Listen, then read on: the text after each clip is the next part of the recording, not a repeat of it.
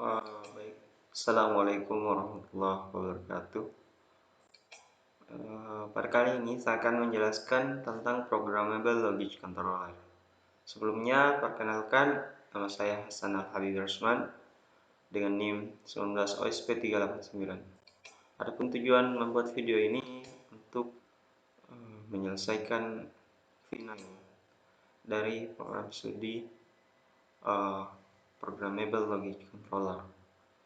Nah, adapun yang akan dijelaskan itu yang pertama adalah PLC itu sendiri, terus penggunaan dan prinsip kerja dari instruksi, terus forward reverse dengan 4 timer, forward reverse dengan 1 timer, dan parkir kendaraan.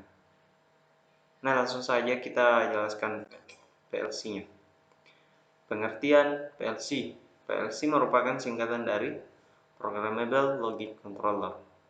PLC ini merupakan peralatan elektronik yang dibangun dari mikroprosesor untuk memonitor keadaan dari peralatan input untuk kemudian dianalisa sesuai dengan kebutuhan perencana atau programmer untuk mengontrol keadaan output.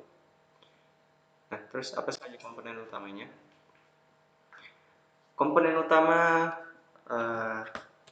dari PLC ini yaitu yang pertama adalah atau Central Processor Unit, di mana CPU ini dia untuk memeriksa status input, menjalankan program, dan memperbarui output. Terus ada lagi memori. Nah, memori ini adalah tempat untuk menyimpan program dan data pada PLC seperti instruksi relay, instruksi timer, instruksi compare, dan lain sebagainya. Nah, terus ada juga power supply. Power supply ini untuk mengalirkan sumber daya listrik pada PLC. Nah, terus ada juga input, di mana input ini memonitor perubahan status dari perangkat input yang tersambung ke PLC. Contoh perangkat input itu seperti seperti saklar atau push button, terus sensor, kontak NC dari relay dan lain sebagainya. Terus ada juga output. Nah, output di sini untuk menghasilkan sinyal yang akan dikirim ke perangkat output. Contohnya itu seperti lampu, kontaktor, motor, dan beban lain sebagainya. Terus ada juga programming device, di mana di sini untuk memasuki dan memonitor user program. Nah, untuk sejarah PLC. Nah, PLC ini pertama kali diperkenalkan pada tahun 1960-an. Ya. 1960-an. Alasan utama perancangan PLC adalah untuk menghilangkan beban ongkos perawatan dan penggantian sistem kontrol. Sistem kontrol mesin berbasis relay. Nah, Bedford Associates mengajukan usulan yang diberi nama Modicon atau Modular Digital Control untuk perusahaan-perusahaan mobil di Amerika, sedangkan perusahaan lain mengajukan sistem berbasis komputer. Modicon 084 merupakan PLC pertama di dunia yang digunakan pada komersil. Pada pertengahan tahun 1970-an, teknologi PLC yang didominan adalah sequencer, mesin kondisi, dan CPU berbasis bit slice. Nah, proses AMD 2901 dan 2903 cukup populer digunakan dalam Modicon dan PLC AB. Mikroprosesor konvensional kekurangan daya dalam menyelesaikan secara cepat logika PLC untuk semua PLC, kecuali PLC kecil. Nah, setelah mikroprosesor konvensional mengalami perbaikan dan pengembangan, PLC yang besar mulai banyak menggunakannya.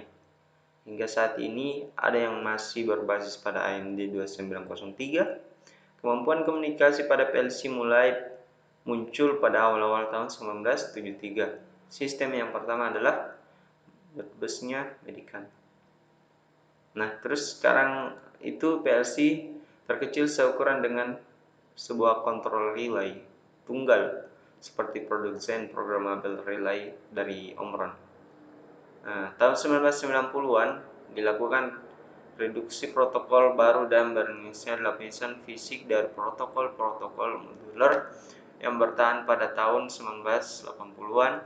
Standar terakhir IEC 13113 berusaha untuk menggabungkan bahasa program PLC di bawah satu standar internasional. Nah, itu mungkin sejarah singkatnya. Terus jenis pembagian PLC. PLC itu dibagi atas dua. Yang pertama adalah tipe compact.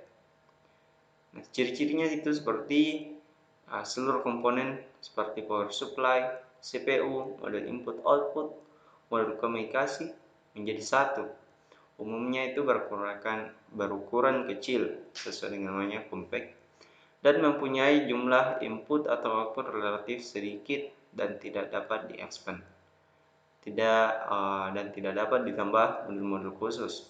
Contoh gambarnya itu seperti ini. Tipe compact. Terus kita masuk ke